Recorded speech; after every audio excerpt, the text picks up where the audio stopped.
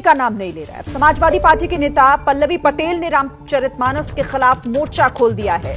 पल्लवी पटेल ने कहा कि मानस से कुछ शब्दों को हटाने के लिए वो आंदोलन करेंगी। पल्लवी पटेल ने कहा कि रामचरितमानस से शूद्र शब्द को हटाया जाए। तो समाजवादी पार्टी की विधायक पल्लवी पटेल ने रामचरितमानस से कुछ शब्दों को हटाने की मांग की है। उन्होंने कहा क्या है, सुनवाते हैं आपको। लगातार क्षेत्रों में जाकर के सबको समानता क्या होती है समझाने का प्रयास कर रही हूँ। और कैसे आंदोलन, देखिए सबसे पहले तो शूद्र शब्द को हटाने की बात होती है, ठीक है। उसमें यह भी लिखा हुआ है कि ढोल गवार शूद्र पशु नारी सब हैं ताड़ना के अधिकारी। मैं आपके सामने नारी बैठी हुई हूँ, कोई करके दिखा दे तो मेरी ताड़ना। तो मन के हारे हार है, मन के जीते जीत। लगता है कि देश में, मैंने आंदोलन पहले ही बोला कि मैं उसी आंदोलन को करना चाहती हूँ जहां पर मैं अपने आने वाली जनरेशन को शिक्षा दे सकूं, रोजगार दे सकूं, स्वास्थ्य सुविधाएं दे सकूं और बेहतर रहने की जगह बना सकूं। तो मानस पर संग्राम जारी है। मेरे साथ इस वक्त संजय त्रिपाठी मेरे सहयोगी जुड़ गए हैं। संजय, अभी तो स्वामी प्रसाद मौर्य का मामला ही नहीं थमा था, समाजवादी पार्टी की एक और नेता सामने आ गई और आंदोलन की बात कर रही है। बिल्कुल शिरीन, ये केवल इन कुछ नेताओं की बात नहीं है, ये समाजवादी पार्टी का ही पूरा का पूरा उठाया हुआ मुद्दा है। आपने देखा किस तरह से अखिलेश यादव ने भी ये बात कही थी कि वो विधानसभा में मुख्यमंत्री योगी आदित्यनाथ से पूछेंगे कि वो शूद्र है या नहीं है। उससे पहले स्वामी प्रसाद मौर्य जिन्होंने रामचरितमानस में ढोल गंवार शूद्र पशु नारी सकल ताड़ना के अधिकारी इस तरह की तमाम जो चौपाइयां हैं उनको लेकर के सवाल खड़े किए, तो कहा था कि इनको रामचरितमानस से हटाया जाना चाहिए। ये उन्होंने महिलाओं के, दलितों के, पिछड़ों के अपमान की बात कही थी कि जिस तरह से रामचरितमानस में चौपाइयां दर्ज है उससे महिलाओं का, दलितों का, पिछड़ों का अपमान होता है। और उसके बाद पार्टी में उनको राष्ट्रीय महासचिव का पद दिया गया। तो आप समझिए कि ये पूरी की पूरी कहीं ना कहीं 2024 के लिए बिछाई जाने वाली चुनावी बिसात है।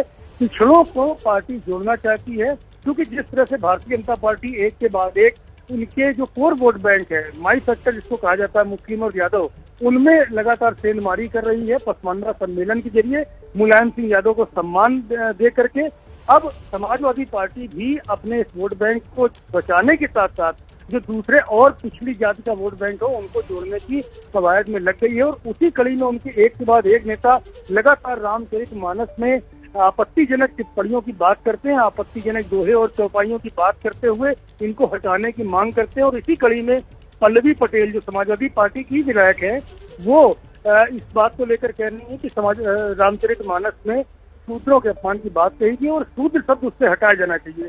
पल्लवी पटेल की बड़ी बहन अनुप्रिया पटेल अपना दल की अध्यक्ष है और आप जानते हैं जिस तरह से कि एनडीए में वो सहयोगी हैं। उनके जो पति आशीष पटेल हैं वो भारतीय जनता पार्टी में की सरकार में मंत्री भी हैं। तो कुल मिलाकर के अब आप समझ लें कि दोनों तरफ बिल्कुल पाला खिंच चुका है और अब रामचरितमानस को लेकर के ये बयानबाजी लगातार बढ़ती जाएगी।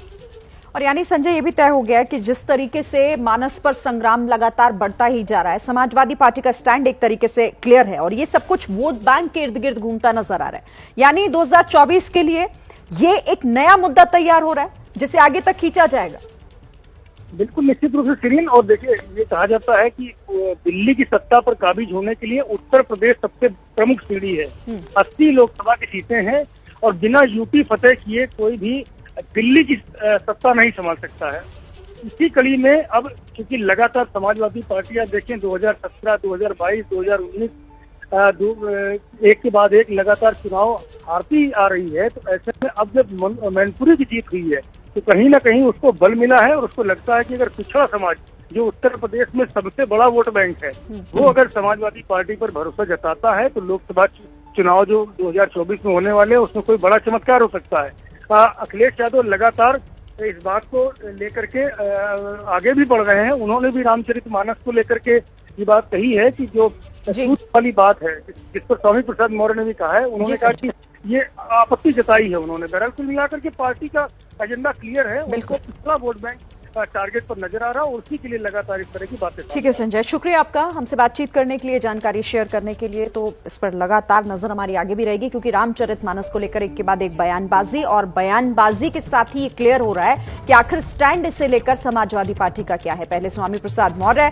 और उसके बाद समाजवादी पार्टी की ही विधायक हैं पल्लवी पटेल, जिन्होंने ये कह दिया है कि वो आंदोलन करेंगे और साथ ही उन्होंने उन शब्दों को हटाने की भी मांग की है जिस पर ऐतराज की बात कही जा रही है। रामचरितमानस से कुछ जो शब्द हैं वो हटाए जाएं और इसके लिए आंदोलन करने के लिए भी तैयार हैं। समाजवादी पार्टी की विधायक पल्लवी पटेल का ये बयान।